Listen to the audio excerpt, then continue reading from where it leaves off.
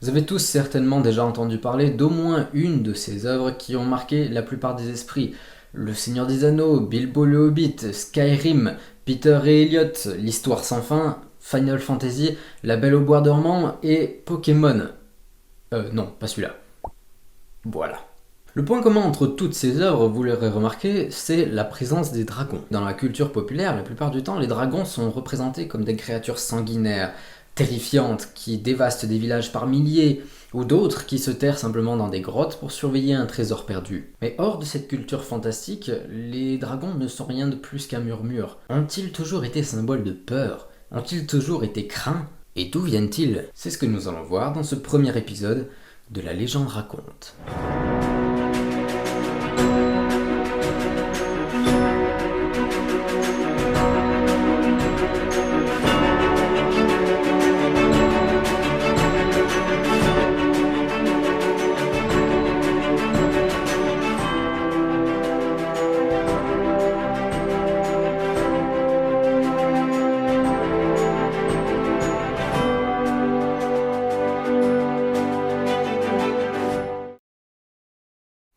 Les dragons, tout le monde se le représente à peu près. Tout le monde sait que c'est un serpent ailé qui vole et sème la terreur. Ça, on est d'accord. Mais là où ça devient un peu plus compliqué, c'est par rapport aux origines du dragon. Attends, tu viens tout juste de commencer, tu dis déjà que c'est compliqué? Bah ouais, parce que justement, chaque culture a sa propre définition du dragon. Les premiers dragons apparaissent dans la mythologie babylonienne il y a plus de 5000 ans.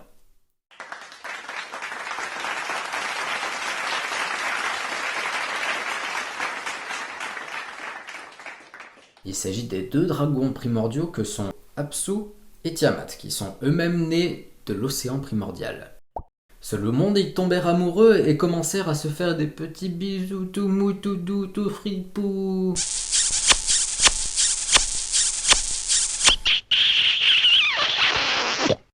Ces petits bisous, tout doux, tout mou, tout fripou, donnèrent naissance à des petits têtards.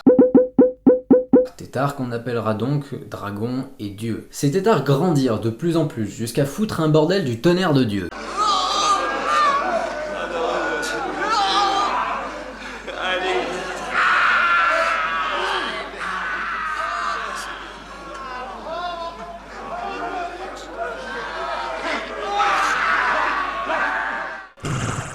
Faites des gosses qui disaient. Apsu, dont l'objectif de vie était de rester tranquille, pépouze, pépère, au plus grand des calmes, a pété un tout petit câble, vraiment, quand il s'est rendu compte du bordel, il a décidé de tous les tuer. Voilà, ça c'est de l'éducation. Mais Tiamat, même si c'est un dragon, elle a quand même l'instinct maternel, hein. Elle a essayé de raisonner un petit peu là-dessous et de lui dire de se calmer un petit peu. Oh, je vais les buter. Je vais les buter, ces filles de Nook. Mais non, chérie, enfin, calme-toi, c'est notre descendance quand même. Ah, c'est pas possible. Faites des gosses. Sauf que Apsu, ce qu'il a pas remarqué, c'est qu'il a donné naissance à des dieux. Hein, des vrais dieux, des dieux qui ont l'omniscience, c'est-à-dire qu'ils savent tout. Eh merde.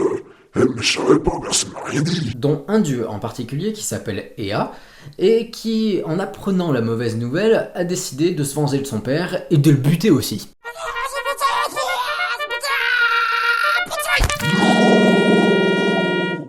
Dans la mythologie, oui, rien de plus normal, hein, on bute ses parents, on bouffe ses enfants, tout va bien. Folle de rage après avoir vécu la rébellion de ses propres enfants, Tiamat monta carrément une armée composée de chimères Big Brother Ed. dans le but de défaire sa descendance. Mais Ea, toujours sous le même principe, a entendu parler des mauvais plans de sa mère et a donc chargé son fils Marduk de tuer Tiamat. Le combat n'a pas été si compliqué puisque Marduk l'a immobilisé, lui a insufflé les vents mauvais jusqu'à la faire gonfler comme un ballon de baudruche et l'a tout simplement éclaté avec sa lance.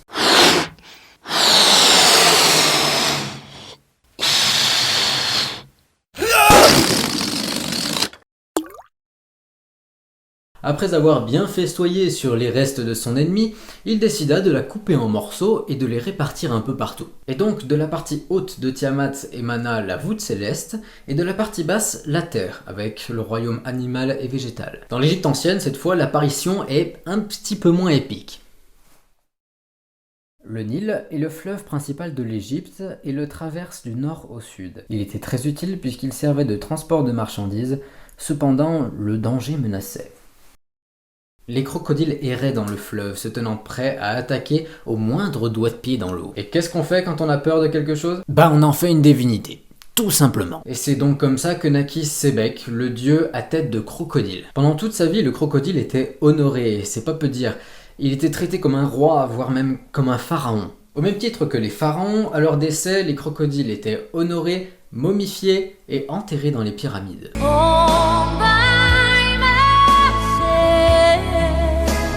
Oui, bon d'accord, ils étaient dans une pyramide, mais ils étaient quand même avec énormément de richesse et d'or pour leur assurer un certain confort dans la vie éternelle.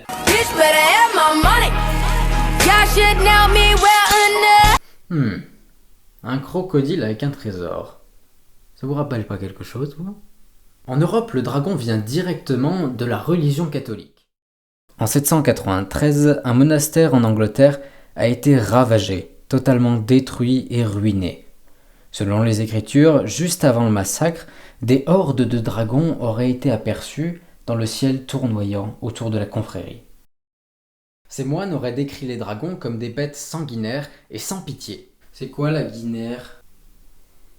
Ces dragons-là viendraient apparemment, selon leurs écrits, des pays païens qui constituent la Scandinavie. Au pays de ces gros tas de muscles blonds et barbus, je parle bien des Vikings.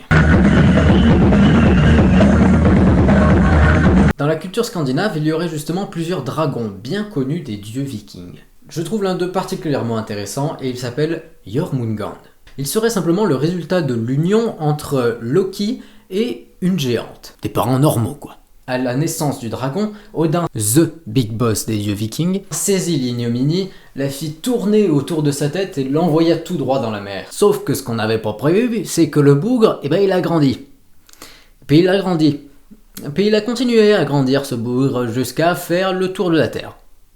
Tout simplement. Tout en restant dans les mers bien sûr, donc pour garder à peu près son équilibre, il était forcé de se mordre la queue. Quel coquinou. Mais vous allez me dire, ah mais ça va, s'il est dans la mer et occupé justement à se mordre la queue, il pourra pas nous attaquer.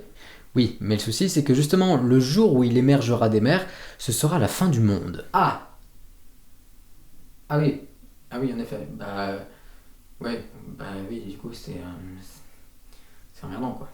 La légende raconte que Thor se saisit alors de Mjolnir et décida d'aller vaincre la bête. Il s'y reprit à 3 fois, les 2 premières fut un cuisant échec.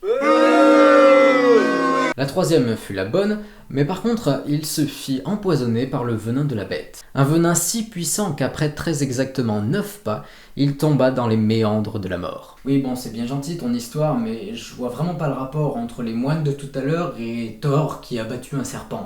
J'y viens. Avant de partir en mer, les Vikings prenaient grand soin de poser la proue du bateau, une proue en forme de dragon justement pour éloigner les mauvais esprits. Mauvais esprits, dragon, mer, Jormungand, ça va ? D'ailleurs le mot drakkar, en fait c'est un mot qui n'existe pas. Enfin si, il existe, mais pas dans la langue viking. Nous l'avons inventé. En islandais, un bateau se dit langskip, et pas du tout drakkar. Drakkar, ça vient du mot drak, qui signifie dragon en suédois. Ces proues constituent certainement le lien entre les moines, les dragons et les vikings. Faut pas oublier qu'au Moyen-Âge, le but de la religion catholique, c'est de s'étendre au plus possible en grappillant un petit peu sur des événements ou des symboles païens, comme Noël par exemple. À la base, c'est une fête païenne. Le totem du dragon, ou du serpent à l'époque, a donc été repris pour symboliser finalement le mal. Satan quoi. Règle ton rétro, Satanas! Règle ton rétro, Satanas! On retrouve par exemple ces symboles dans la Bible au moment du péché originel. Les anges, c'est Adam et Ève, le mal, c'est le dragon, et le fruit défendu, c'est la pomme. Oui bon, là c'est une poire, d'accord, mais j'avais pas de pomme, alors bon, je fais ce que je peux. Dans le monde asiatique, le dragon a une connotation bien moins négative. Il n'est pas nécessairement mauvais. Il peut l'être si on le provoque un peu trop. Nuance. Le dragon asiatique est fait à partir de plusieurs animaux différents. Un corps de serpent, des écailles de carpe, des pattes de tigre, des serres d'aigle, une tête de dromadaire, des cornes de cerf et des moustaches. Alors les écailles c'est bien beau, mais pourquoi les carpes en particulier, vous me direz ? La légende raconte que certains œufs très spécifiques donnent naissance à des sortes d'anguilles à tête de carpe. Ces mêmes carpes remontent les rivières pour arriver à des chutes d'eau très spécifiques elles aussi, appelées les portes du dragon. Une fois la destination atteinte, elle se transforme effectivement en dragon. Une carpe qui se transforme en dragon. Ça vous dit pas quelque chose, vous? Un jour vous serez le meilleur dresseur. Tant qu'on est un petit peu dans cette culture-là, le dragon de Tao est souvent représenté avec une boule magique, souvent située soit dans la bouche, soit sous la gorge, soit entre ses griffes. Ces boules renfermeraient la connaissance, le pouvoir, la sagesse, l'énergie cosmique et même La création elle-même. mais elle a aussi la capacité de réaliser n'importe qu'elle veut. Ça vous rappelle rien non plus?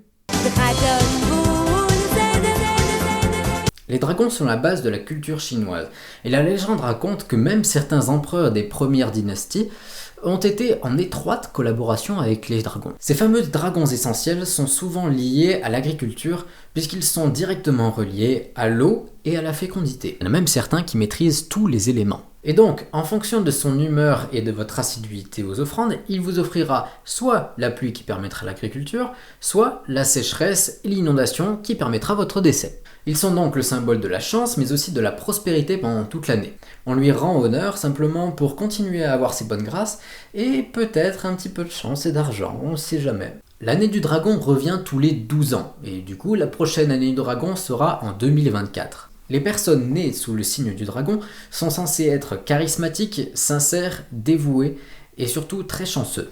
Bon, moi, juste pour vous dire, je suis signe du chien. Bon, c'est pas mal, hein, je suis censé être altruiste, sociable, loyal, mais par contre, le principal défaut, c'est que justement, je ne m'entends pas du tout avec les signes du dragon. Et donc, comme vous pouvez l'imaginer, je suis pas très chanceux. Voilà, cette vidéo touche à sa fin, j'espère que vous en saurez un petit peu plus sur les dragons. Si la vidéo vous a plu, n'hésitez pas à me le faire savoir, que ce soit par les pouces bleus, les commentaires ou ce que vous voulez, faites-le moi savoir. Si jamais j'ai éveillé votre curiosité, sachez qu'il y a plein de films super sympas comme ceux que j'ai cités au début, et encore plein d'autres qui sont très intéressants au niveau des dragons, et toutes les sources que j'ai utilisées justement pour cette vidéo seront en description. En attendant, je vous dis à la prochaine, et surtout, n'oubliez pas d'y croire.